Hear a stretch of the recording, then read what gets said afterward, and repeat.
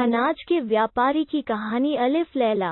अनाज का व्यापारी बोला कि कल मैं एक धनी व्यक्ति की पुत्री के विवाह में गया था। नगर के बहुत से प्रतिष्ठित व्यक्ति उसमें शामिल थे।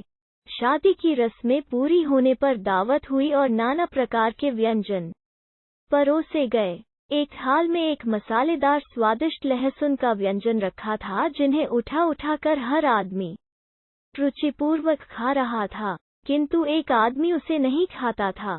पूछने पर उसने बताया कि मैंने एक बार लहसुन के कारण ऐसा घोर कष्ट उठाया कि अभी तक नहीं भूला। सब लोगों की उत्कंठा और बड़ी और सब उस व्यंजन को खाने के लिए उस पर जोर डालने लगे। गृहस्वामी ने कहा कि यदि आप इसे नहीं खाएंगे तो मैं समझूंगा कि मेरे अन्न का आपने निरादर किया है। उस पर बहुत जोर डाला गया तो उसने कहा, मैं इसे चख तो लेता हूँ, किंतु इसके बाद मैं 40 बार फला घास की राख से और 100 बार साबुन से हाथ धोऊंगा। मैंने यह सौगंध खाई है कि इसी प्रकार से लहसुन खा सकता हूँ। मैं अपनी प्रतिज्ञा को भंग नहीं कर सकता। गृहस्वामी ने ढेर सारी विशेष राख, साबुन और गर्म पानी का प्रबंध कर दिया। उस आदमी ने एक बार फिर इनकार किया, किंतु सबके जोर देने पर एक बार डरते डरते एक दाना मुंह में रख लिया।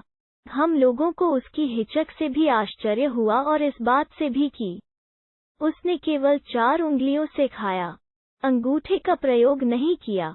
अब हम लोगों को याद आया कि वो पहले भी जब भोजन कर रहा था तो अंगूठे का प्रयोग नहीं कर रहा था। गृहस्वामी ने कहा, आप अजीब तरह से खा रहे हैं। खाने में अंगूठे का प्रयोग क्यों नहीं करते? इससे आपको आसानी होगी। उस आदमी ने हाथ फैला कर दिखाया तो उसमें अंगूठा था ही नहीं। गृहस्वामी तथा अन्य अतिथियों ने पूछा कि आपके अंगूठे का क्या हुआ, तो वो बोला कि मुझ पर एक बार ऐसी मुसीबत पड़ी जिसे कहना मुश्किल है।